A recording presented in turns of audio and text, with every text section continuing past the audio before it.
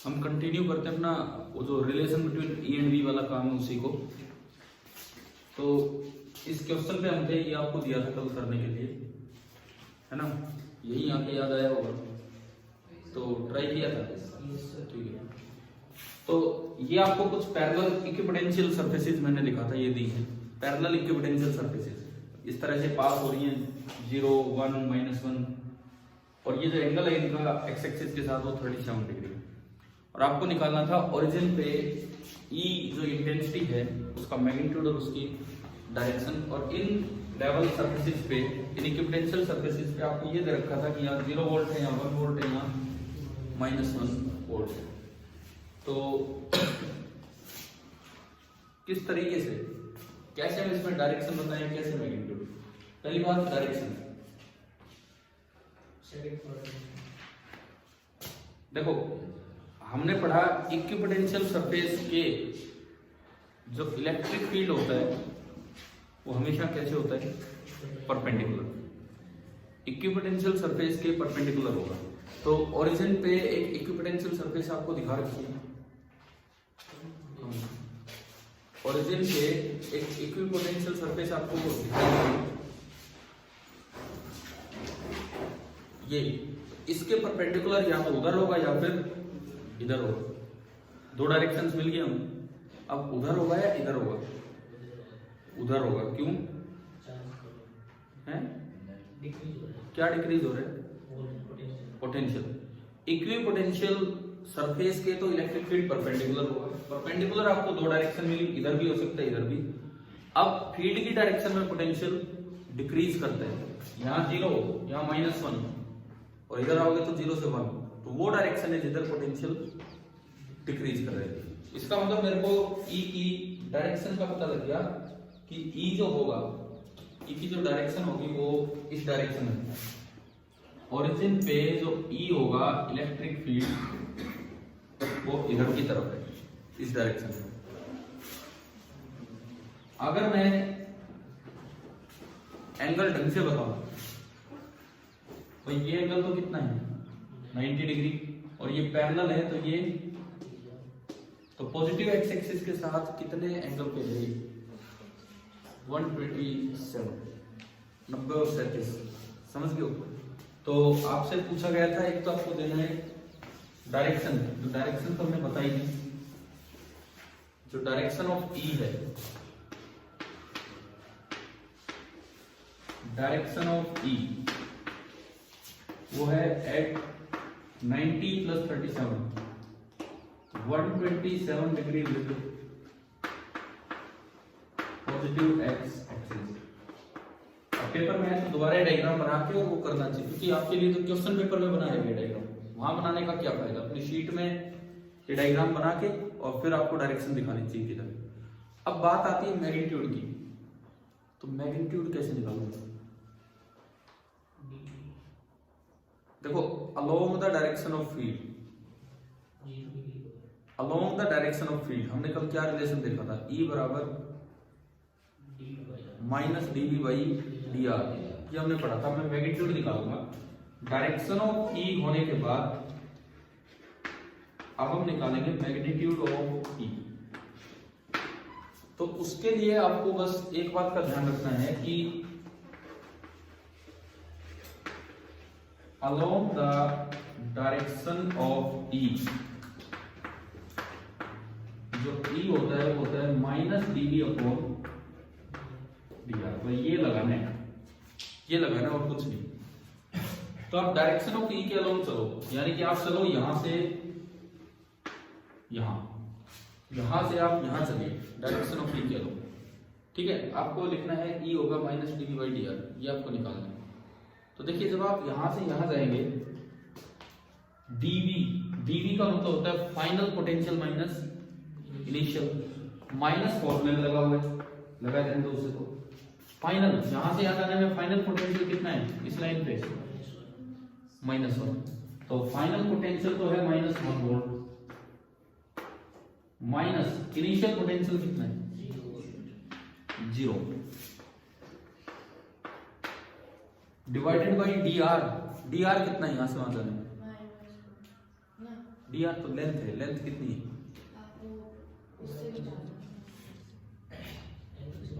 हाँ, ये लेंथ कितनी है? ये 1 सेंटीमीटर है ना। ये वाली जो आपकी लेंथ है ये हमें दिखा रखी है कि भाई ये जो लेंथ है दिस इज 1 सेंटीमीटर। ये एंगल 37, तो ये एंगल भी 37। तो 1 के साथ वाला कंपोनेंट ये हाइपोटेन्यूज है, ये वो सामने 90 डिग्री एंगल, ये तो कोस होगा, लेकिन मुझे तो वो साइड चाहिए। तो 1 sin 37, समझ गए? sin 37 कितना होता है? 3/5। तो अगर ये सेंटीमीटर, ये 1 सेंटीमीटर लेंथ है, तो ये 3/5 होगी और ये 4/5। समझ आया? हमें कौन सी लेंथ रखनी है? 3/5। ये डी आर देनी है 3/5 सेंटीमीटर। तो ये आपका बनेगा 3/5 सेंटीमीटर। मीटर में चाहिए तो डिवाइड बाई 100 और आ जाएगा, तो 3/500 मीटर। ठीक है, तो ये माइनस माइनस प्लस हो गया। देखो ये तो जीरो हटाओ, माइनस माइनस क्या हुआ? प्लस, क्योंकि ई का मैग्नीट्यूड पॉजिटिव ही आ सकता है, नेगेटिव आ भी नहीं सकता। तो ये हो गया 1 और ऊपर गया 500, तो आंसर आ रहा है 500/3 वोल्ट पर मीटर। ये ई की यूनिट होती है, चाहे न्यूटन पर कूलम बोलिए, चाहे वोल्ट पर मीटर बोलिए। 500/3 वोल्ट पर मीटर, ये इसकी ई की यूनिट आ गई, ये वैल्यू आ गई।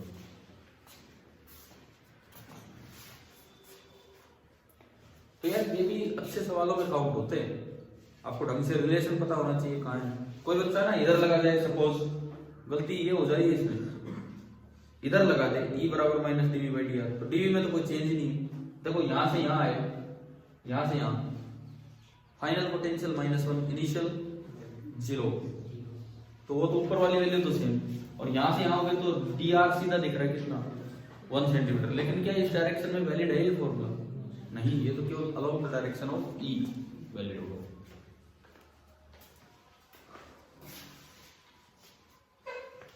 ये कर लो अपना कंप्लीट ये वाला क्वेश्चन।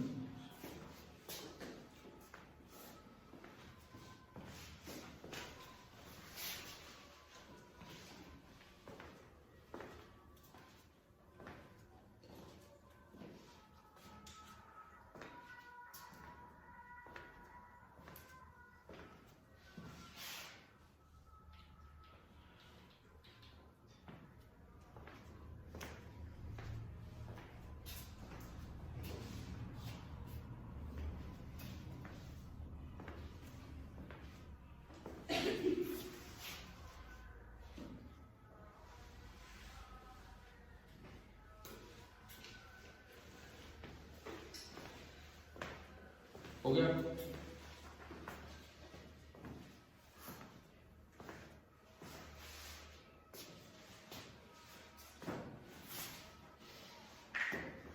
अब इसके बाद देखो, ये सब हमने सीखा V दे रखा उससे E कैसे निकालते हैं। अब एक दूसरा काम हो रहेगा कि दोबारा मैं बोलता हूं, ये सब हमने सीखा है, पीछे जो भी काम हम कर रहे थे, एक्सप्रेशन दे रखे थे किसके? E के, और उससे हम क्या निकाल रहे थे? V। कल जो हम काम कर रहे थे E के एक्सप्रेशन से हम V निकाल रहे थे। लेकिन ये वो सवाल है जिसमें V के बारे में बता रखा है और उससे हमने क्या निकाला है? E। कल की पूरी क्लास उन चीजों पे गई है जहां पे इससे अपोजिट काम था, मतलब E दे रखा था और हम क्या निकालने लग रहे थे? V। बार बार इंटीग्रेशन की जरूरत पड़ रही थी। अब इस क्वेश्चन से हमने शुरुआत की थी जिसमें हम V को देख के E के बारे में पता लगा रहे हैं। तो V से E एक्सप्रेशन से कैसे निकलता है? ये तो डायग्राम से है, तो उसके लिए आपको थोड़ा सा एक मैथमेटिक्स का पता होना चाहिए। तो मैं पहले उस चीज पे आता हूँ। ठीक है, 3 इंपॉर्टेंट ऑपरेशंस होते हैं फिजिक्स में, कहीं कोई सा भी यूज हो जाता है, तो ये देखते हैं पहले, फिर उसके बाद इस काम करेंगे। ये हो गया नहीं तो सभी का?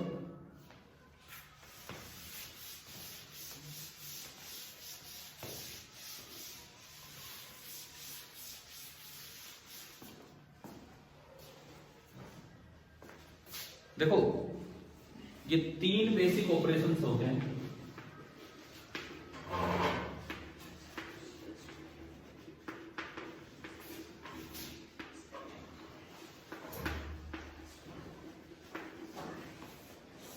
थ्री बेसिक ऑपरेशंस ऑफ, इसको बोलते हैं वेक्टर कैलकुलस।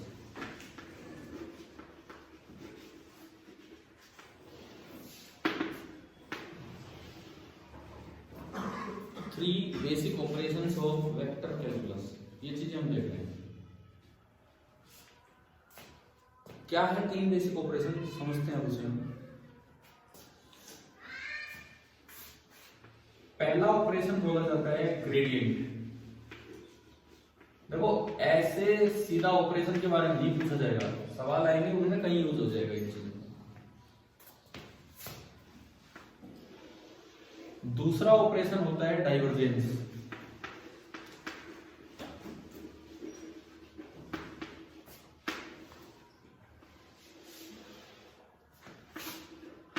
एंड तीसरा ऑपरेशन होता है कर्ल। इनमें एक ऑपरेटर का यूज किया जाता है, जिस ऑपरेटर का जो सिंबल होता है, सिंबल का नाम होता है नेबुला। सिंबल का नाम है ये डेल ऑपरेटर बोल देते हैं इसे, पहले कहीं देखा होगा फिजिक्स में, ठीक है। डेल ऑपरेटर है ये, नेबुला तो केवल सिंबल का नाम है, डेल ऑपरेटर। इसका मतलब होता है जिस पे भी आप ऑपरेशन कर रहे हो, partial differentiation of that thing that function with respect to X, जिस भी फंक्शन पे आप करोगे into I cap, plus partial differentiation with respect to Y into J cap, plus partial differentiation with respect to Z और into क्या बनेगा के cap. अभी सीखते हैं ये क्या ऑपरेशन है।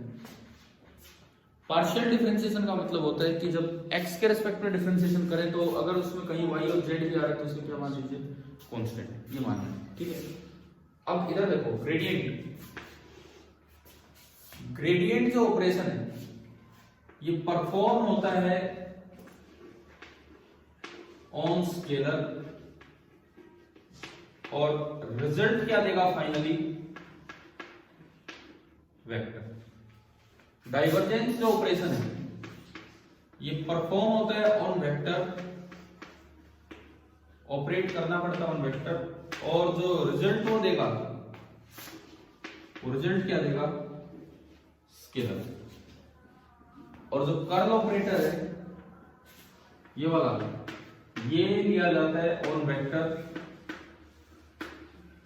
और ये जो रिजल्ट देता है, रिजल्ट भी क्या देता है, कि तीनों में डिफरेंस नजर आ गया। ग्रेडियंट ऑपरेशन किस पे परफॉर्म होगा, स्केलर पे, रिजल्ट क्या आएगा, वेक्टर। ये वेक्टर पे होगा लेकिन रिजल्ट स्केलर, ये वेक्टर पे होगा लेकिन रिजल्ट वेक्टर, तो तीनों अलग अलग है। सिंबल। ग्रेडियंट ऑपरेशन अगर करना है तो खाली आप बस ये कीजिए, जैसे यहां अपना जो स्केलर चल रहा है, पोटेंशियल चल रहा है, तो मैं पोटेंशियल पे इन तीनों में से कौन सा ऑपरेशन लगा सकता हूं, पोटेंशियल पे मैं इन तीनों में से कौन सा, ओनली ग्रेडियंट, क्योंकि बाकी दोनों तो ऑपरेशन किस चीज पे लगने वाले हैं, वेक्टर पे। तो मान लो मैंने पोटेंशियल पे ग्रेडियंट ऑपरेशन लगाया, तो इसका सिंबल ये होता है, ये ग्रेडियंट है। डाइवर्जेंस, यहाँ इलेक्ट्रिक फील्ड हम पढ़ रहे हैं vector, intensity E vector. Divergence का सिंबल होता है डॉट, लगा दो डॉट, और अंदर एक वेक्टर। अब डॉट प्रोडक्ट स्केलर आता है मतलब, या वेक्टर आता है, dot product F dot S work होता है, और वर्क तो एक स्केलर, इसलिए ये इस तरह से। तो यहां डॉट आया तो यहां क्या आएगा, पहली बात ये ऑपरेशन ई पे होगा, वी पे होगा, ई पे, क्योंकि वेक्टर पे होगा, और फाइनल रिजल्ट वेक्टर चाहिए, तो यहां क्या आएगा, क्रॉस। आप ये बताओ कि आपको यहां तक समझ आया ये तीन ऑपरेशंस क्या हैं। अब देखिए डेल डॉट वी ना डॉट टी, मैं इस पे आ रहा हूं, ग्रेडियंट ऑफ वी। आप खाली ग्रेडियंट भी बाहर लिख सकते हैं, जीआरएडी भी बाहर लिख सकते हैं। ग्रेडियंट ऑफ वी का मतलब है कि आप इस वी को यहां फिट कर दो, इन तीनों में इस v को अगर आप यहां फिट करेंगे तो ये बना partial differentiation of v with respect to x into i cap, plus partial differentiation of v with respect to y into j cap, and plus partial differentiation of v with respect to z और into k के cap, और ये result vector आया कि scalar आया? देखो एक बार इसमें आई cap j cap k cap आ रहा है, 2 आई कैप 3 जे कैप 4 के कैप, ये क्या होता है? वेक्टर। इसका मतलब ये ऑपरेशन किया स्केलर पे, लेकिन रिजल्ट क्या आ गया? वेक्टर। अगला ऑपरेशन देखते हैं हम, del dot E. Del dot E देखो ये किस तरह से होगा। डेल डाइवर्जेंस में डॉट प्रोडक्ट करना है, किस तरह से करना है? Del dot E. अब डेल जो ऑपरेटर है वो हमने एज इट इज यहां से यूं क्यों रख दिया? Dot E. ई वेक्टर कोई भी दिया होगा, स्केलर पे तो ऑपरेशन होता ही नहीं है। ई वेक्टर को मैंने लिखा E x i cap plus E y j cap and plus E z k cap. अब डॉट प्रोडक्ट कैसे करते हैं हम? आई को आई से मल्टीप्लाई और आई गया, तो जब आई और आई मल्टीप्लाई होंगे तो ये मल्टीप्लाई नहीं, ये ऑपरेशन होगा, यानी कि ये आपका बनेगा partial differentiation with respect to X, लेकिन किसका? केवल ई के एक्स कंपोनेंट का। Partial differentiation with respect to Y, लेकिन केवल ई के वाई कंपोनेंट का। And partial differentiation with respect to Z, और केवल ई के जेड कंपोनेंट का। ये है। क्या इसमें फाइनली कहीं आई cap j cap k cap आ रहे हैं? नहीं आए। इसका मतलब ये रिजल्ट क्या हो गया? स्केलर। ये वेक्टर पे ऑपरेशन करके स्केलर रिजल्ट आया, और यहाँ पे स्केलर पे ऑपरेशन करके वेक्टर रिजल्ट आया। इस तरह का काम, ठीक है। उसके बाद देखो कर्ल ऑपरेशन जो है वो भी उसी तरह से है। आपको क्रॉस प्रोडक्ट खोलना आता है, डिटरमिनेंट बनाना आता है। पहली लाइन में हम क्या लिखते हैं? पहली रो में i cap j cap k cap. दूसरी रो में इस पहले वेक्टर के 3 कंपोनेंट, पहले वेक्टर के 3 कंपोनेंट ये हैं, partial differentiation with respect to X, with respect to Y and with respect to Z. और तीसरी लाइन में दूसरे वेक्टर के 3 कंपोनेंट, और ई के 3 कंपोनेंट होंगे E x, E y and E z. कैसे खोलते हैं हम डिटरमिनेंट?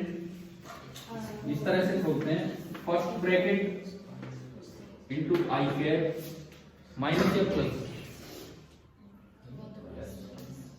ना, ये बताओ।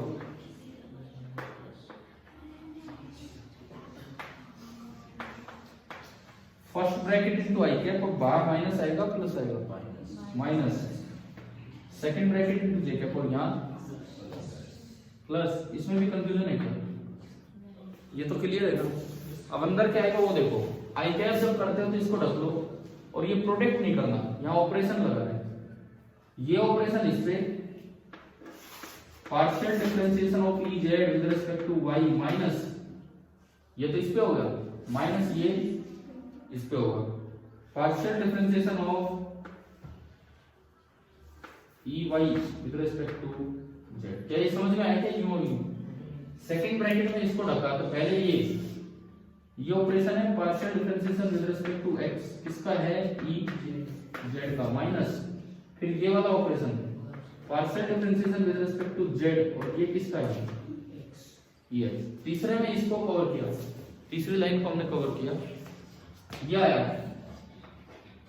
Partial differentiation with respect to x, किसका? E y minus partial differentiation with respect to y, और ये ई एक्स। और फाइनल आंसर में i cap j cap k cap आ रहे हैं। इसका मतलब ये रिजल्ट क्या होगा? ये रिजल्ट एक वेक्टर होगा। 3 ऑपरेशन क्या है, क्या ये पता लगा यहां से? ठीक है। कैसे ये ऑपरेशन परफॉर्म करने होते हैं, जस्ट एक छोटा छोटा एग्जांपल अगर हम देखें, इधर ही देखो। मान लो आपको किसी स्केलर पे ग्रेडियंट ऑपरेशन परफॉर्म करना है, किसी भी स्केलर पे। फॉर एग्जांपल मैं अगर यहां v लेके चलूं,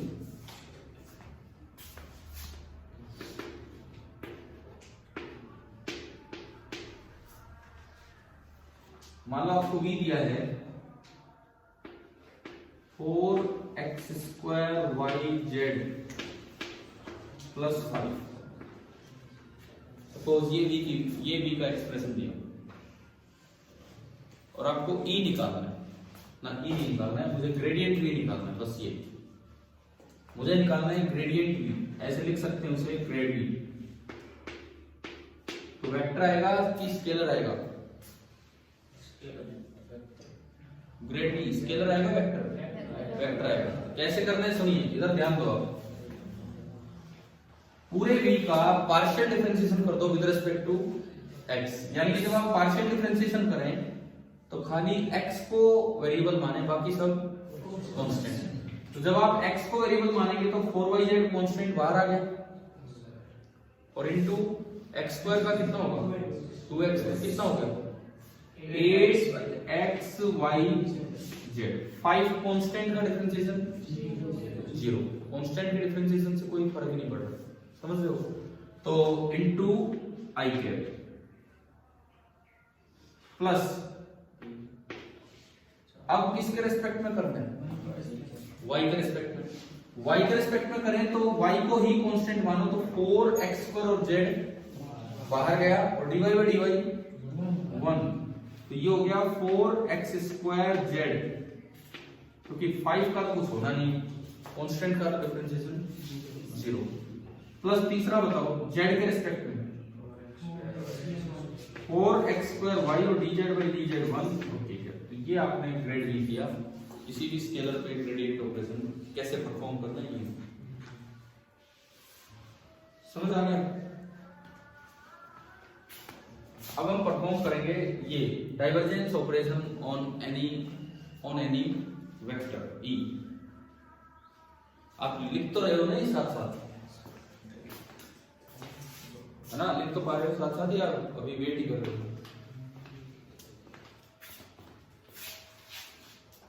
कॉपी अब खुली क्या? तो मैं इस पे फिर करूंगा कहाँ ना, फिर जगह भी नहीं है, इतना बड़ा बोर्ड भी नहीं है।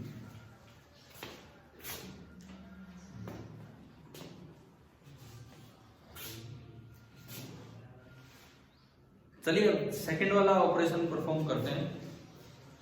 मान लो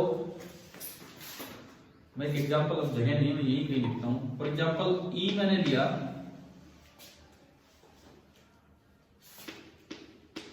कल जो लिया था वही लेते हैं, वाई आई कैप प्लस एक्स जे कैप, बस ये लिया। ये दोनों एग्जांपल्स में यही ले लेंगे आगे, वाई आई कैप प्लस एक्स जे कैप, यानी कि प्लस 0 के कैप हो गया। अब आपको डेल डॉट डी करना है, डेल डॉट डी। तो आपको एक चीज याद रखनी है, इसका रिजल्ट स्केलर आना है, डाइवर्जेंस करना है। आप इसको ऐसे लिख सकते हैं, डाइवर्जेंस ई। रिजल्ट तो स्केलर आना है, कैसे निकाले वो तरीका सुने। आप केवल इसका एक्स कंपोनेंट उठाओ, केवल एक्स कंपोनेंट। देखो केवल एक्स कंपोनेंट का पार्शियल डिफरेंशिएशन किसके रेस्पेक्ट में? एक्स के रेस्पेक्ट में। भाई पार्शियल डिफरेंशिएशन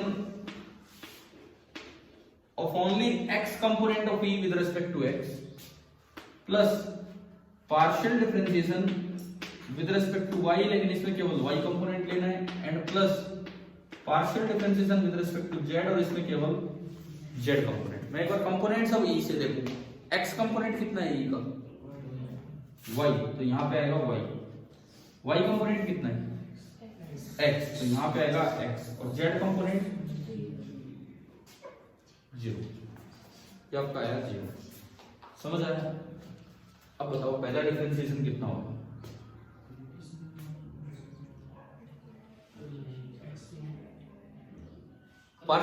क्या होगा बताओ? नहीं, कल वाला कोई तरीका नहीं लग रहा है, तो डिफरेंशिएशन है, कल तो इंटीग्रेशन था। इसकी वैल्यू बताओ मुझे, इसकी पहले तो ये बताओ, ये एक्सप्रेशन बनाना आ गया क्या? कैसे लिखा है? इसमें कहीं आई cap j cap k cap नहीं है ना, पूरा ई एक साथ यूज होगा। जैसे कल पूरा बी, जैसे यहाँ पे पूरा बी हमने यूज किया, यहाँ तो अलग अलग यूज होंगे। तो अब आप ये बताओ, ये इसकी वैल्यू क्या होगी? dy by dx। हम पार्शियल डिफरेंशिएशन कर रहे हैं, यानी कि इसमें केवल x को वेरिएबल मानना है और जो भी कुछ है सब कांस्टेंट है। तो बताओ इसका डिफरेंशिएशन क्या होगा? 0। क्या इसमें कहीं x आ रहा है? तो ये तो पूरा कांस्टेंट हो गया। इस पार्शियल डिफरेंशिएशन के लिए कांस्टेंट हो गया, और कांस्टेंट का डिफरेंशिएशन कितना होता है? 0। अगले का 0 और नेक्स्ट भी 0। तो ये रिजल्ट आ गया 0, और 0 तो एक स्केलर नंबर है, ये कोई आई cap j cap k cap के साथ नहीं आ रहा है, लेकिन बाई चांस आ गया 0 तो ठीक है, 0 आ गया। आप बताओ ये दूसरा ऑपरेशन परफॉर्म करना आ गया, ठीक है। एक ही हम छोटा छोटा एग्जाम्पल ले रहे हैं बस ये तीनों को समझाने के लिए क्या है।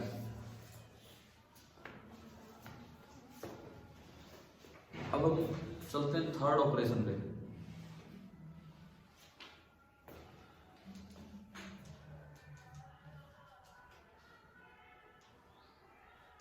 थर्ड ऑपरेशन कौन सा?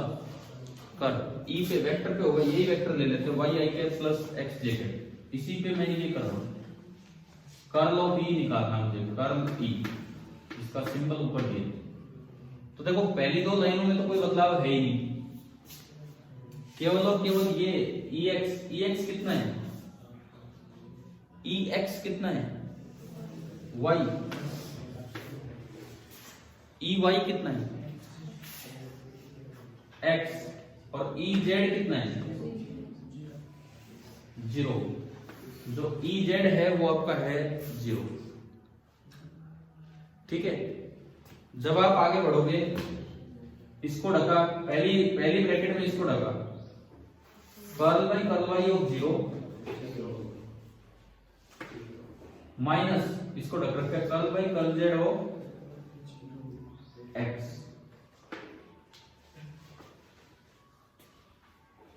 तो यहां तक आया समझ, ठीक है। उसके बाद ई जेड एक्स इसको ढका, तो यहां तो 0 है,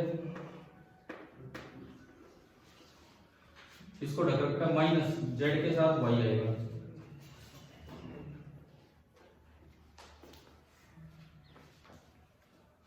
ठीक है। उसके बाद मैंने नेक्स्ट किया curl by curl x of, ये इसको कवर किया, यहां पे x आएगा, दिख रहा है नहीं कैसे, माइनस इसके साथ क्या आएगा? y आएगा, ये आया। अब ये फाइनल आंसर क्या आ रहा है? क्या बिल्कुल ही 0 आ रहा है? ये इसमें y है नहीं 0, इसमें z है नहीं ऊपर तो 0, ये तो 0 खत्म है। ऐसी हाल यहाँ पे 0, लेकिन इसमें x का x के रिस्पेक्ट में 1, उसका भी 1, लेकिन 1 माइनस 1 भी कितना हो गया? 0। तो ये 0 वेक्टर बना, ये कर्ल ऑफ ई ये आपका है 0 वेक्टर। तो डाइवर्जेंस ऑफ ई भी 0 आ गया, कर्ल ऑफ ई भी 0 आ गया। ये क्या चक्कर है? क्या कोई रिजल्ट तो नहीं है ऐसा, या बाई चांस आ रहा है? एक और एग्जांपल लेते हैं। ग्रेडियंट तो स्केलर पे हो रहा है, उसको छोड़ो, ग्रेडियंट तो स्केलर पे हो रहा है। एक और एग्जांपल ले रहे हैं। पहली बात, क्या ये इलेक्ट्रोस्टैटिक फील्ड हो भी सकता था कि नहीं? क्या हमने पिछली क्लास में चेक किया था? चेक किया ना पिछली क्लास में, वाई आई कैप प्लस एक्स जे कैप एक इलेक्ट्रोस्टैटिक फील्ड है। क्यों? क्योंकि जब हम इससे v निकाल रहे थे तो परफेक्ट डिफरेंशियल बन रहा था, v बन रहा था, और v तभी बन पाता, पाथ से इंडिपेंडेंट तभी हो पाता जब वो परफेक्ट डिफरेंशियल बने, यानी कि जब वो फील्ड कैसा हो? कंजर्वेटिव। इलेक्ट्रोस्टैटिक फील्ड सारे कैसे होते हैं? कंजर्वेटिव। तो ये इलेक्ट्रोस्टैटिक फील्ड कंजर्वेटिव था, ठीक है। एक और मैं लेता हूं कोई एग्जांपल। मान लो मैं E लूं, ऐसे तो सारे फील्ड कंजर्वेटिव होते हैं जिनमें आई कैप के साथ x आ रहा हो बस, और जे कैप के साथ y आ रहा हो, उनमें तो इंटीग्रेशन बड़ा आसान होता है और b आसानी से डिफाइन हो जाता है। तो मैं एक और एग्जांपल लेता हूं।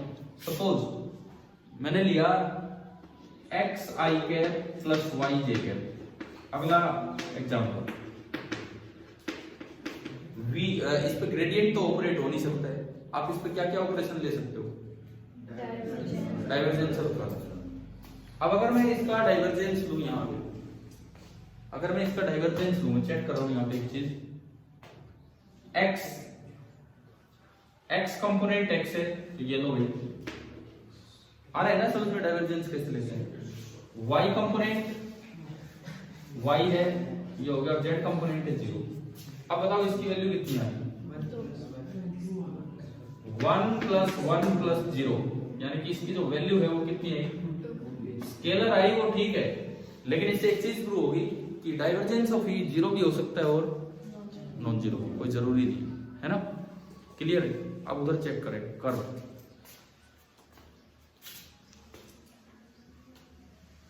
कर्ल कैसे चेक करें? इसमें यहां पे आपने क्या रखा, ये एग्जांपल है हमारा।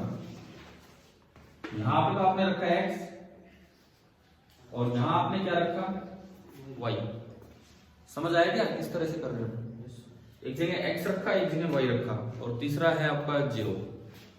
अब देखो भाई, इसको कवर किया, इसका डिफरेंशिएशन 0 के रेस्पेक्ट में माइनस इसका y के रेस्पेक्ट में, x की जगह यहां पे आ गया y।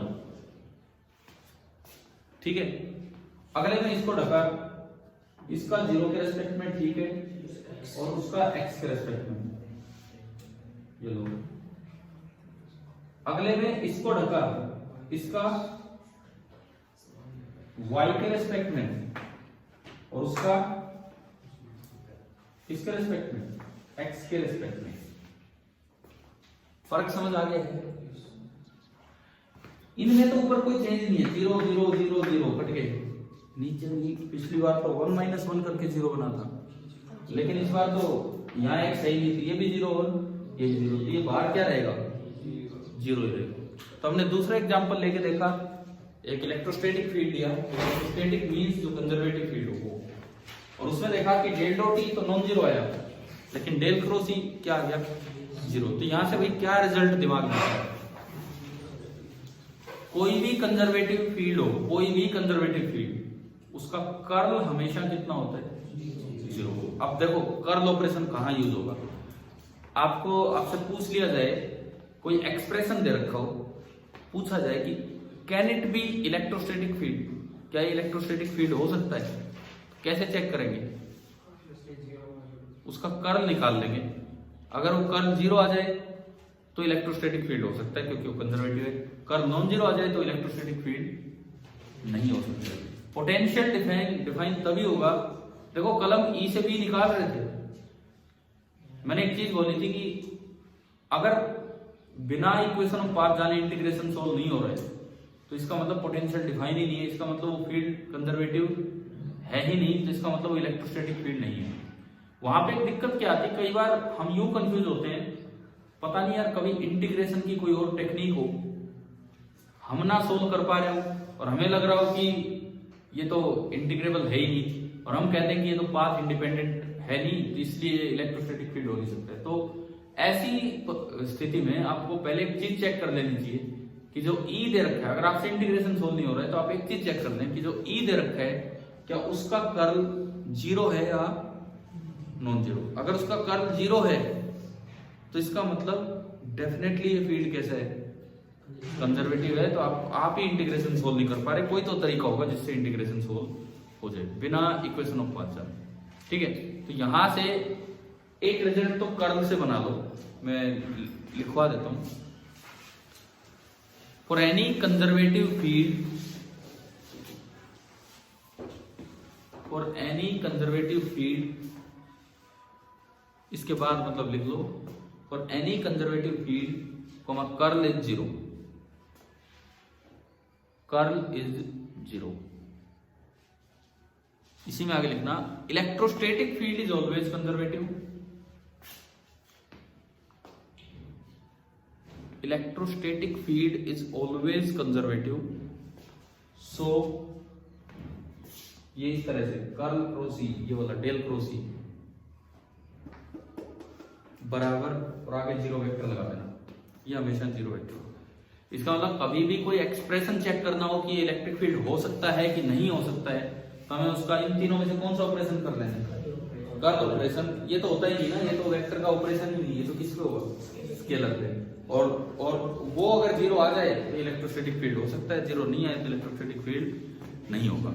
मतलब अगर आपसे ई से भी निकलवाया जाए, कल की क्लास इसी पे गई थी, अगर कोई इंटीग्रेशन आपसे सोल्व नहीं हो रहा है तो एक बार हमें रुक के ये चीज करके देख लेनी चाहिए, अगर ये नॉन जीरो है तो वो इंटीग्रेशन सोल्व हो ही नहीं सकता है। समझ गए? उसके लिए फिर इक्वेशन ऑफ पाथ की जरूरत पड़ेगी, और पोटेंशियल जैसी चीज वहां डिफाइन ही नहीं होगी। लेकिन अगर ये 0 आ रहा है तो इसका मतलब आप सोल्व नहीं कर पा रहे, कोई टेक्निक है जिससे वो इंटीग्रेशन बिना इक्वेशन ऑफ पाथ जाने सोल्व हो जाएगा। या क्वेश्चन इस तरह से आ जाए, 4 फील्ड दे रखे हैं, एक्सप्रेशन दे रखे हैं, आपको बताना है इनमें से कौन सा इलेक्ट्रोस्टैटिक फील्ड है। तो आपको क्या करके देखना होगा, एक एक का कर्ल निकाल के देखना होगा, जिसका भी तीनों कंपोनेंट जीरो आ जाए, तीनों कंपोनेंट जीरो आ जाए, वही फील्ड कैसा होगा, इलेक्ट्रिक फील्ड, इलेक्ट्रोस्टैटिक फील्ड। क्या समझ आ गई है ना। अब देखो, अब हमारा जो अगला काम है, कल हमने देखा ई से बी निकालना। कल लास्ट में जो क्वेश्चन दिया उसकी शुरुआत ऐसे हुई, जो आज मैंने डिस्कस किया, आज के लेक्चर में जो शुरुआत की, वी दे रखा था, इक्विपोटेंशियल सरफेस दे रखी थी, वी दे रखा था, और हमने उससे क्या निकाला, ई निकाला, है ना। अब v का एक्सप्रेशन दे रखा हो तो उससे e कैसे निकालते हैं। तो नेक्स्ट हेडिंग आप ये डालिए, to find the expression of e, to find the expression of e vector from the expression of v।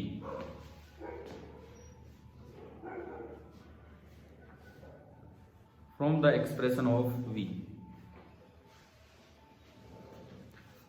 मतलब गिवन क्या है आपको, v, और v से क्या निकालना है, e। v स्केलर है कि वेक्टर है, स्केलर। तो आप बताओ इन तीनों में से कौन सा ऑपरेशन उस पर परफॉर्म किया, ओनली एक ही ऑपरेशन बचा, कौन सा, ग्रेडियंट। अब जिस तरह से e और v आपस में रिलेटेड होते हैं, तो मैं इनको तो हटाऊं,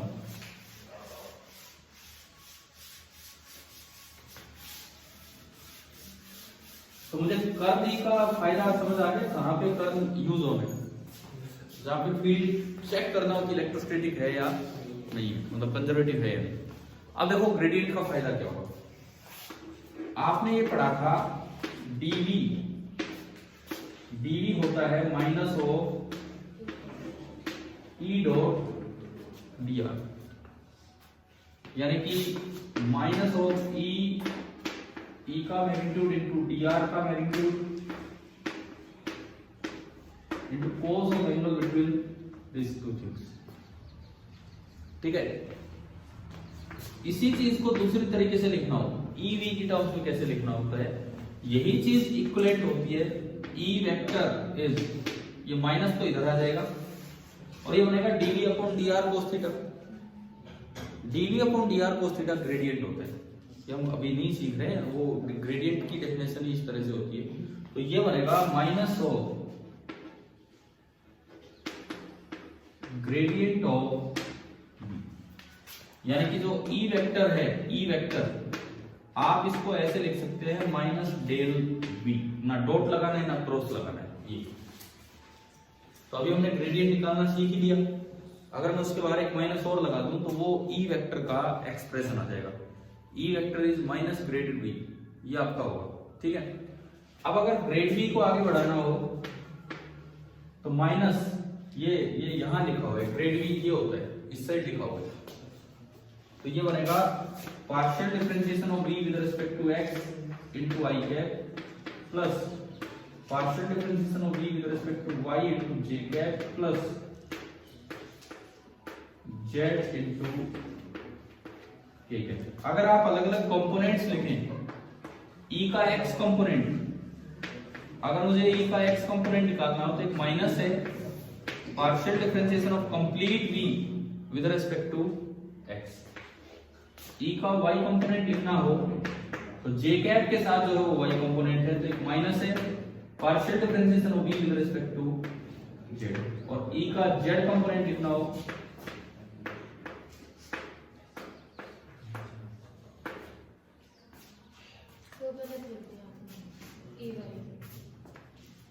अच्छा ठीक है, ये मैंने गलती से यहाँ z लिख दिया, ये कर्ल y आएगा। तो अगर v के एक्सप्रेशन दे रखे उससे e कैसे निकलेंगे, क्या ये समझ आ गया है ना। इधर एक एग्जांपल लिया हुआ है 4x² yz प्लस 5।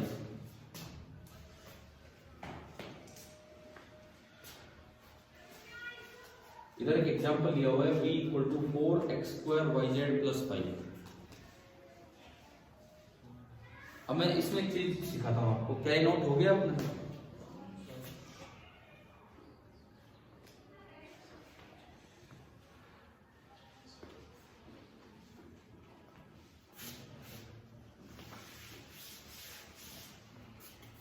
देखो मैं पहला एग्जांपल लेता हूं, यही v is equal to 4x square yz plus 5। दूसरा एग्जांपल मैं लेता हूं v is equal to 4x square yz। बस ये इसके कोरस्पॉन्डिंग e क्या निकल के आएगा? e क्या होता है? नेगेटिव ग्रेडियंट होता है। ग्रेडियंट ऑफ v इसका हमने निकाल रखा है इधर, इस एक्सप्रेशन का ग्रेडियंट निकाला हुआ है, ये रहा। एक क्या लगाना है? बस माइनस लगाना है ना। तो आपने इसका आंसर लिखा तो minus 8xyz i cap minus 4x square z j cap and minus 4x square y ठीक है। ठीक है, ये v दिया था, उससे e निकल गया। ये e कैसा कैसा वो होगा? कंजर्वेटिव होगा, नॉन कंजर्वेटिव? जब v डिफाइंड है तो ये कैसा फील्ड होगा? कंजर्वेटिव होगा। ठीक है, अब आप इस पे आप आओ। यहां मैंने बोला e1, यहां मैं बोल रहा हूं e2। सेम होगा कि डिफरेंट होगा? मतलब कुछ करने की जरूरत नहीं है। वो +5 से कोई फर्क नहीं पड़ रहा था, हर डिफरेंशिएशन में 0 था। तो e2 भी अगर आप लिखेंगे तो आएगा minus 8xyz i cap minus 4x square z j cap and minus 4x square y k cap. यानी कि दोनों सेम आ गए, है ना। It means e1 is absolutely equal to e2। इसका क्या मतलब है? अब सुनो, इसका क्या मतलब है? इस इलेक्ट्रिक फील्ड के कोरस्पॉन्डिंग पोटेंशियल आप ये भी लिख सकते थे, पोटेंशियल आप ये भी लिख सकते थे। तो ऐसी एक चीज हमने पढ़ी अपनी बुक में कि पोटेंशियल एक एडिटिव कांस्टेंट के लिए अनडिटरमाइंड हमेशा होता है, लिखा है वहां पे, पीछे यूज भी की होगी, शायद ये बात पढ़ी होगी। तो ये वही तो मतलब है, आप पोटेंशियल चाहिए इतना बता दो चाहे इतना बता दो, फ्री हो आप बताने के लिए, बिकॉज जीरो लेवल आप कहीं भी सेट कर सकते हो, है ना। पोटेंशियल की वैल्यू में एक एडिटिव कांस्टेंट हमेशा अनडिटरमाइंड होता है, इसमें और इसमें कोई फर्क नहीं है। चाहे ये पोटेंशियल का एक्सप्रेशन लिखो चाहे ये लिखो, दो जगहों के बीच का पोटेंशियल डिफरेंस क्या रहेगा? सेम रहेगा। हाँ, एब्सोल्यूट वैल्यू में फर्क पड़ जाएगा, जितनी यहाँ वैल्यू उसमें +5 एक्स्ट्रा आएगी। मतलब इसका जीरो लेवल और इसका जीरो लेवल अलग अलग जगह पे, इसका जीरो लेवल आपने ओरिजिन पे सेट कर रखा है, उसका कहीं और सेट कर रखा है। ओरिजिन पे वहां पोटेंशियल 5 वोल्ट है बस, और कोई डिफरेंस ही नहीं। तो आप ये बताओ, क्या ये काम यहाँ तक समझ आया? ई से बी निकालना, बी से ई निकालना, इस तरह के काम। ठीक है, मतलब बड़ा इंपॉर्टेंट टॉपिक था ये, relation between E and v, जिसको हमने यहाँ तक आगे यूज किया था। ठीक है, अब ये जो जीरो लेवल चेंज करने वाली बातें हैं, इन पे एक सवाल है जो मैंने कभी एटम्स के समय भी पढ़ाया था। ये रिवीजन लेक्चर सभी स्टार्ट हुए हैं, हम जो पहले अपना वेव ऑप्टिक्स आगे फिजिक्स लेके चले थे, तो एटम्स वाला चैप्टर आया था, उसमें भी ये काम करवाया था। एक बार दोबारा से देखते हैं वो चीज। एनसीईआरटी एक्सरसाइज में चलो, एक्सरसाइज चैप्टर 2 की एक्सरसाइज में, और क्वेश्चन नंबर 18, पेज नंबर 88 है, पेज नंबर 88, क्वेश्चन नंबर 18।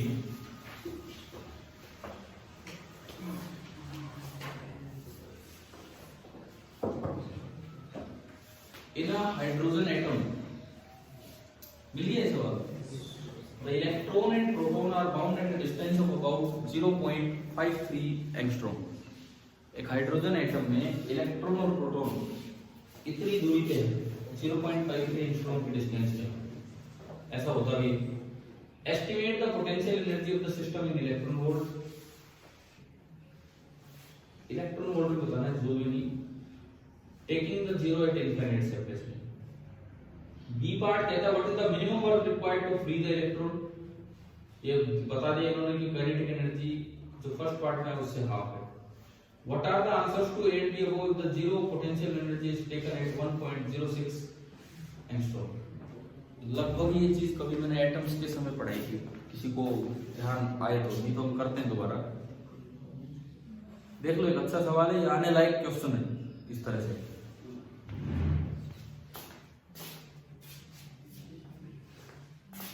ये हटा दो, ये कर्ल डाइवर्जेंस ये सारे यूज आपको समझ आएंगे।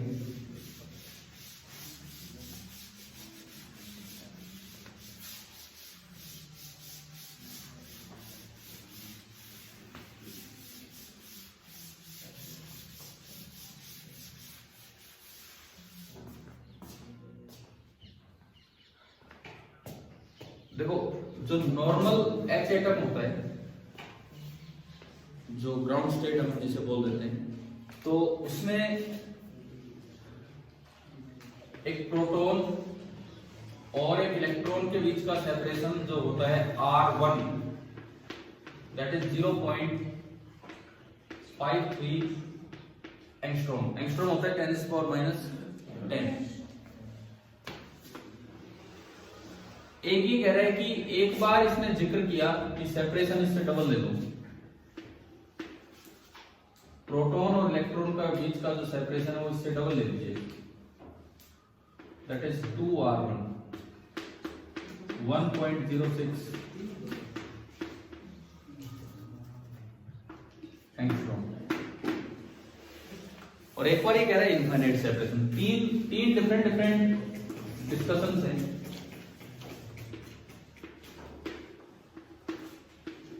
R3 tends to infinity.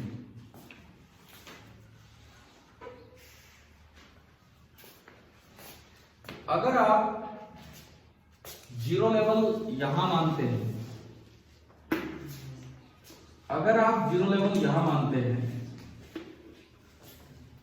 तो आपका फॉर्मूला वैलिड होता है पोटेंशियल एनर्जी का। अगर आप इनफाइनाइट सेपरेशन पे जीरो लेवल मानते हैं तो दो चीजों की इंटरेक्शन एनर्जी होती है KQ1Q2 R। कल ही तो पढ़ा था, मतलब पीछे भी हमने यूज किया। तो इस वक्त अगर आप देखें तो यहां जो पोटेंशियल एनर्जी होगी, अगर आपने वहां जीरो मानी है तो यहां जो पोटेंशियल एनर्जी होगी कितनी होगी? K 9 × 10⁻⁹ Q1 प्रोटॉन पे और इलेक्ट्रॉन पे सेम ही चार्ज है, लेकिन माइनस साइन के साथ पुट होंगे इन फॉर्मूलों में चार्ज, एक पे पॉजिटिव और एक पे नेगेटिव। तो मैं माइनस बाहर लगा, समझ में आ रहा है ना? और ये उसका स्क्वायर बन जाना है 1.6 × 10⁻⁻19 का स्क्वायर डिवाइडेड बाई R है 0.53 × 10⁻⁻10। और ये पूरा SI में चल रहा था, तो यूनिट क्या बनेगी? जूल। लेकिन सवाल कहता है कि इलेक्ट्रॉन वोल्ट में बताओ। तो आपको ये पता होना चाहिए कि 1 इलेक्ट्रॉन वोल्ट, एक इलेक्ट्रॉन वोल्ट में 1.6 × 10⁻⁻19 जूल होता है। यानी कि एक जूल में 1/1.6 × 10⁻⁻19 इलेक्ट्रॉन वोल्ट होता है। आपने ये यहाँ पुट किया, कि एक जूल की जगह ये, तो एक पावर कट जाएगी, समझ में आ रहा है? एक पावर कट जाएगी, ये ओनली इतना बचेगा, ठीक है? जब आप इसे देखेंगे, अब सुनो, एक पावर कैंसिल हो चुकी है और ये कन्वर्ट किस में हो चुका है? इलेक्ट्रॉन वोल्ट में। पहले 10 की पावर देखिए, ये -10 ऊपर जाके +10 होगा तो 19 हो गया, और वो -19, क्या पावर सारी कैंसिल होगी? बचा क्या? 9 × 1.6, 9 × 1.6 और अपॉन 0.53, और ये यूनिट क्या आ गई? Electron volt. क्या समझ में आ रहा है? क्या क्लियर हुआ कि नहीं? ये कैलकुलेशंस देखो यार, ये जूल की जगह इलेक्ट्रॉन वोल्ट ला रहे हैं, तो ये रख दो, ये रखते ही इससे एक पावर ये कैंसिल होगी। आ गया समझ में? अब ये वैल्यू लगभग कितनी होगी बताओ? 16 का पहाड़ा आता है 144, तो 14.4, 14.4 अपॉन 0.5, 14.4 ऑलमोस्ट उसका डबल से थोड़ा कम, डबल होता है 28, थोड़ा कम 27। अरे समझ रहे हो क्या? 0.5 होता है तो 28, 0.53 है तो 27, तो ये नियरली 27 वैसे आप कैलकुलेट करोगे तो इतनी आएगी। ये हमें तो वहां तो एटम से थोड़ा ध्यान आ जाता है 27.2, क्योंकि वहां पे आप अगर ध्यान करो 13.6 एक वैल्यू हुआ करती थी, ये उसका डबल होता था तो 27.2, और नहीं तो वैसे भी 27 दिख रहे हैं यहाँ पे। ये बताओ ये, लेकिन ये माइनस के साथ है, माइनस के साथ। पहली बार में अगर आप इसको 0 मानते हो तो यहाँ पोटेंशियल एनर्जी समझ आई कितनी होगी, और इस जगह पोटेंशियल एनर्जी कितनी होगी। अगेन वही फॉर्मूला 9 × 10⁻⁹, एक माइनस बाहर आएगा क्योंकि एक ही पॉजिटिव एक ही नेगेटिव, 1.6 × 10⁻⁻19² अपॉन 2 × 0.53 × 10⁻⁻10, और ये 0। देखो सब कुछ सेम है, सब कुछ सेम है, नीचे बस एक 2 एक्स्ट्रा आ रहा है, तो इसका हाफ करोगे तो ये कितना बनेगा, -13.6 इलेक्ट्रॉन वोल्ट। एक बार आप ये बताओ, क्या अगर यहां 0 पोटेंशियल एनर्जी है तो ये फॉर्मूला होता है K(Q1Q2)/R, तो क्या ये बाकी दोनों समझ आ गए हैं? अब अगर मैं 0 लेवल कहीं और ले जाऊं, सवाल पे मैं अभी लौट के आऊंगा, पहले मैंने सवाल में जो 3 सिचुएशंस दे रखी हैं अलग अलग वो ले ली। अगर मैं 0 लेवल यहां ले जाऊं, यहां 0 लेवल चेंज करने से पोटेंशियल एनर्जी डिफरेंस में कोई फर्क नहीं पड़ता है। पिछली बार आपने 0 यहां मान रखा था, इस बार आप 0 यहां मान रहे हैं। 0 लेवल चेंज करने से केवल और केवल आप एक एडिटिव कांस्टेंट ऐड कर रहे हैं। अब आप ये देखो, अगर आपको ये 0 बनाना है तो इसमें कितना ऐड किया आपने, +13.6, तो हर एक वैल्यू में कितना ऐड हो जाएगा, +13.6। हाँ जी, अब ये एनर्जी तो कितनी हुई, 13.6 इलेक्ट्रॉन वोल्ट, ठीक है। ये एनर्जी कितनी हुई, -27.2 और +13.6,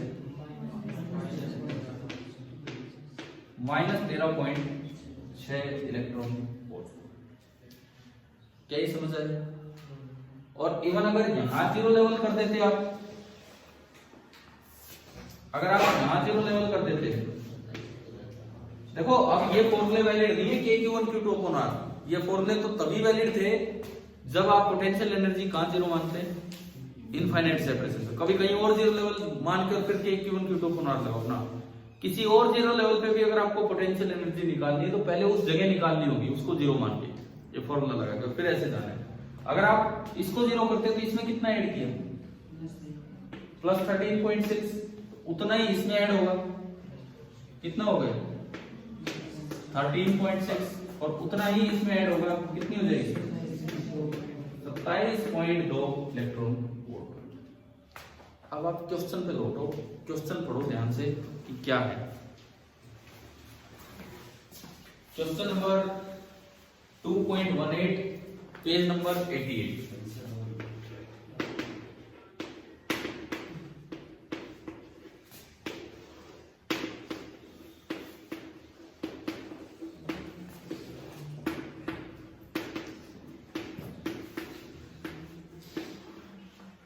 पेज नंबर 88 पे अब देखते हैं, in a hydrogen atom the electron and proton are bound at a distance of about 0.53 angstrom. यानी कि जो ओरिजिनल एच एटम की बात कर रहे हैं, ये है या वो तीसरा है, फर्स्ट वाला, यानी कि इसकी बात कर रहे हैं। ये आपका एच एटम इसने दिया, ये आपका एच एटम दिया। अब सुनिए, ए part, estimate the potential energy of the system in electron mode taking the zero of potential energy at infinite separation। ये कहता है, थोड़ी देर बोर्ड पे ध्यान दो, देखो ये क्या है, सवाल क्या है। अगर आप इनफाइनाइट सेपरेशन पे पोटेंशियल एनर्जी 0 मानते तो एच एटम की पोटेंशियल एनर्जी कितनी होगी, क्या आंसर, -27 समझ आ गया। तो ये तो आपका फर्स्ट पार्ट का आंसर आया, और यहाँ तो ये फॉर्मूला वैलिड है, ये आपका ये पार्ट का आंसर आया। K(Q1Q2)/R वैलिड है क्योंकि इनफाइनाइट सेपरेशन पे आपने क्या माना है, 0। उसके बाद देखो B part, what is the minimum work required, what is the minimum work required to free the electron, free the electron मतलब उसको इनफाइनाइट सेपरेशन पे भेजना है। What is the minimum work required to free the electron given that its kinetic energy in the orbit is half the magnitude of potential energy obtained in A। अब सुनो ध्यान से, क्या है, इलेक्ट्रॉन रेस्ट पे थोड़ी है, तो घूम रहा होगा इसके चारों तरफ, घूम रहा होगा तो इसमें खाली पोटेंशियल एनर्जी थोड़ी, एक और क्या होगी, काइनेटिक एनर्जी। अब इसने हमें एक इंफॉर्मेशन दे दी कि फर्स्ट पार्ट में आपकी जो पोटेंशियल एनर्जी आई है, काइनेटिक एनर्जी का मैग्नीट्यूड उससे, उसके मैग्नीट्यूड से आप नेगेटिव साइन नहीं लेना, क्योंकि काइनेटिक एनर्जी कभी भी नेगेटिव नहीं होती। तो इसका मैग्नीट्यूड अगर आप केवल पॉजिटिव वैल्यू ले, मॉडुलस ले, तो 27.2, उसका आधा होता है 13.6। यानी कि हमें एक बात बता दी गई कि ए पार्ट में जो आंसर आया है, तो जो इलेक्ट्रॉन घूम रहा होगा उसकी काइनेटिक एनर्जी, उसकी काइनेटिक एनर्जी हमें बता दी गई है, कितनी है, 13.6 इलेक्ट्रॉन वोल्ट। ये एडिशनल इंफॉर्मेशन क्वेश्चन में दी गई, ठीक है। तो इस वक्त देखो, इस वक्त पोटेंशियल एनर्जी कितनी है, -27.2, काइनेटिक एनर्जी कितनी है, 13.6। तो टोटल एनर्जी कितनी हुई, टोटल एनर्जी हुई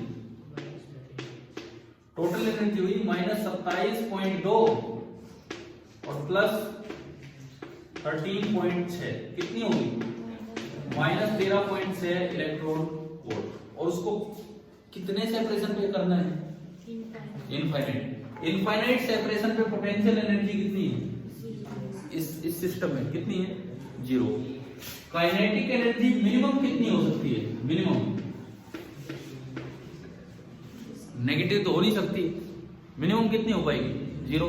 यानी कि जो टोटल एनर्जी मिनिमम है इनफाइनाइट सेपरेशन पे, total energy minimum, potential energy तो फिक्स कर दिया आपने 0, काइनेटिक एनर्जी मिनिमम 0, तो टोटल एनर्जी मिनिमम यहाँ पे कितनी है, 0। और अभी टोटल एनर्जी कितनी है, -13.6। तो -13.6 में कितना ऐड करूं कि वो 0 हो जाए, +13। यानी कि आपको मिनिमम वर्क कितना करना पड़ेगा, क्योंकि मिनिमम काइनेटिक एनर्जी दे रहे हैं आप उधर, मिनिमम वर्क कितना करना पड़ेगा, प्लस का 13.6। तो जो आपका बी पार्ट है, बी पार्ट W मिनिमम वो आ रहा है +13.6 इलेक्ट्रॉन वोल्ट। समझ आ रहे हैं यहां तक? एक अच्छा सवाल है यार, इसमें मतलब खूब ढंग से बच्चा पढ़ के गया, वो गलती करी है यहाँ पे, क्या करना है क्या नहीं। ए और बी पार्ट 2 पार्ट हो गए, सी पार्ट, तीसरा पार्ट हम देखते हैं, third part. What are the answers to A and B above if the zero potential energy is taken at 1.06? अब इस पे आओ। अब देखो, पहले ही हमने तैयारी कर ली थी, ये टेबल तैयार नहीं करते थे सवाल नहीं हुआ था, समझ गए? इसकी जरूरत नहीं थी, इसकी जरूरत नहीं थी, ये एक एक्स्ट्रा काम था, तो मुझे ये तो 2 करने पड़ते, क्योंकि सी पार्ट में इसने बोला कि 0 पोटेंशियल एनर्जी कहां लिया वो, यहाँ पे। तो अगर आप इसको 0 मानते हो तो इसकी पोटेंशियल एनर्जी कितनी होगी, -13.6। इसको 0 माना तो इसकी एच एटम पे अब आया, पोटेंशियल एनर्जी कितनी होगी, -13.6। अब बताओ काइनेटिक एनर्जी कितनी, बोलो यार, बोलो जल्दी बोलो।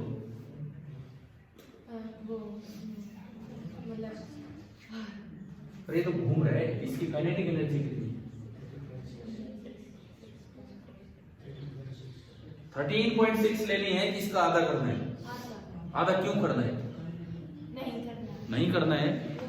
यूं बताओ, एच एटम के इलेक्ट्रॉन को ये पता है कि आप बाहर कॉपी पेन लेके बैठे हो, आपने 0 लेवल कभी ये मान लिया, कभी वो तेज हो गया, धीरे हो गया, ऐसे होता है। उसकी काइनेटिक एनर्जी तो फिक्स होती है, वो आपके 0 लेवल पे डिपेंड नहीं करती। क्वेश्चन ने हमें इंफॉर्मेशन दी कि जब इंफिनिटी पे 0 लेवल माना, तब जो पोटेंशियल एनर्जी है उसकी आधी काइनेटिक एनर्जी है, तो वो है, वो हमेशा ऐसी आप 0 लेवल कहीं भी माने।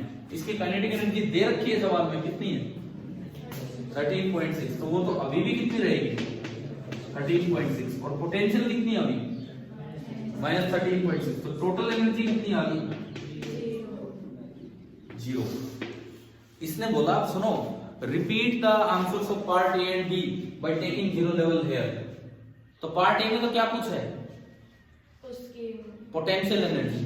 तो पार्ट ए का तो आंसर -13.6। तो सी के एक पार्ट का तो आंसर ये हो गया, चेंज हुआ कि नहीं, भाई ए पार्ट, जब आपका जो ए पार्ट था ऊपर, उसका आंसर क्या था -27.2, लेकिन दोबारा से जब उसका आंसर दे रहे हैं तो कितना आ रहा है -13.6। तो पोटेंशियल एनर्जी तो चेंज हुई, क्या काइनेटिक एनर्जी चेंज होगी? नहीं होगी। अब मुझे वर्क पे जाना है, डब्ल्यू मिनिमम पे जाना है। बताओ यहाँ टोटल एनर्जी कितनी आई? 0। तो बताओ वर्क -13 नहीं, बिल्कुल चेंज नहीं होगा, बिल्कुल भी चेंज नहीं होगा। पिछली बार वर्क कितना आया था? कहीं लिखा होगा ये, पिछली बार जो वर्क आया ये कितना आया था? 13.6। अब की बार बिल्कुल चेंज नहीं होगा। कारण सुनो, आपने 0 लेवल यहां मान लिया, इनफाइनाइट सेपरेशन पे पोटेंशियल एनर्जी कितनी है? 13.6। और जो काइनेटिक एनर्जी मिनिमम होती है, काइनेटिक एनर्जी मिनिमम वो कितनी होती है? जस्ट मिनिमम तो 0 ही हो सकती है। तो जो टोटल एनर्जी मिनिमम यहाँ कितनी बनी? कितनी बनी? 13.6। और अभी टोटल एनर्जी है कितनी? तो 0 में कितना ऐड करूं कि इतना हो जाए? +13.6। वही तो वर्क करना पड़ेगा। यानी कि इस बार जो आपको डब्ल्यू मिनिमम करना पड़ा, डब्ल्यू मिनिमम वो कितना करना पड़ा? 13.6। तो क्या इस पार्ट का आंसर चेंज हुआ है? यानी कि बी पार्ट का आंसर आपके 0 लेवल की चॉइस पे डिपेंड नहीं करेगा। वो तो जो वर्क चाहिए वो चाहिए कि आप 0 लेवल का ही मानो। काइनेटिक एनर्जी आपकी 0 लेवल की चॉइस पे डिपेंड नहीं करेगी, केवल पोटेंशियल एनर्जी डिपेंड करेगी और टोटल एनर्जी। काइनेटिक एनर्जी और वर्क रिक्वायर्ड ये डिपेंड नहीं करते। तो आप ये बताओ, ये चेंज करना 0 लेवल को, क्या ये भी समझ आ गया कि नहीं? तो आज की क्लास में 2-3 जो हमने इंपॉर्टेंट बातें सीखी हैं। एक तो ये सीखा है कि 3 बेसिक कैलकुलस के ऑपरेशंस हैं। कौन कौन से? ग्रेडियंट, डाइवर्जेंस और कर्ल। हमारे लिए अभी डाइवर्जेंस का यूज हमें नहीं दिखा, कर्ल का भी एक बड़ा इंपॉर्टेंट यूज दिखा, ये चेक करने के लिए कि ये फील्ड इलेक्ट्रोस्टैटिक्स है, इलेक्ट्रोस्टैटिक फील्ड है भी या नहीं है। समझ आया? वो कंजर्वेटिव होगा या नहीं, वो उससे पता लगता है। फिर ग्रेडियंट का यूज भी बहुत इंपॉर्टेंट है। अगर आपको क्या दे रखा हो? ई दे रखा हो, और उससे क्या निकालना हो? वी निकालना। वी दे रखा हो, वी दे रखा हो, और उससे क्या निकालना हो? ई निकालना हो। तो हमें ग्रेडियंट का यूज करना पड़ेगा और एक माइनस साइन बाहर लगाना पड़ेगा। ठीक है। अब इसमें एक चीज का ध्यान रखना, जैसे कभी आपको v का कोई एक्सप्रेशन दे दिया और पूछे find e at the origin, तो उसमें v के एक्सप्रेशन में पहले x0, y0, z0 पुट मत कर देना, फिर कुछ नहीं होगा। फिर डिफरेंशिएशन करते रहो, 0 आता रहेगा। आपसे पूछा है e किसी पॉइंट पे, तो पहले आपको e का एक्सप्रेशन लाना होगा। शुरू में ही v में मत पुट करिए ना वो पॉइंट। आपसे पूछा है e किसी पॉइंट पे, तो पहले आप v के एक्सप्रेशन को डिफरेंशिएट करके पार्शियल डिफरेंशिएशन से क्या लेके आएंगे? किसका एक्सप्रेशन? e का एक्सप्रेशन। और फिर लास्ट में उसमें वो पॉइंट पुट करेंगे जहां पे आपको e बताना। तो ये बताओ भाई, ये भी एक अच्छी क्लास ही थी, कुछ समझ आया कि नहीं आया? अच्छा इसलिए था कि इसमें थोड़ा सा हायर मैथमेटिक्स का यूज हो। ठीक है, सिंपल फिजिक्स तो है लेकिन मैथमेटिक्स का भी अच्छा खासा यूज है इसमें। क्लियर है? और फिर लास्ट में हमने बड़ा अच्छा सा क्वेश्चन एनसीईआरटी का देखा है, जो रिपीट पार्ट है हमारा, क्योंकि एटम्स में भी एक बार ये चीज सिखाई गई थी। लेकिन क्या अभी समझ आ गया है कि? ठीक है। इससे जो अगला सवाल है वो आप ट्राई करेंगे, क्वेश्चन नंबर 19। कुछ इस तरह का ये क्वेश्चन नंबर 19 आप ट्राई करेंगे। ठीक है। और आज अगली क्लास होगी या नहीं होगी ये मैंने आपको कल बता दिया था, एक बार फिर से बता देता हूं कि अगर 2 बजे तक मैसेज आ जाए आपके ग्रुप पे तो 4 बजे क्लास होगा।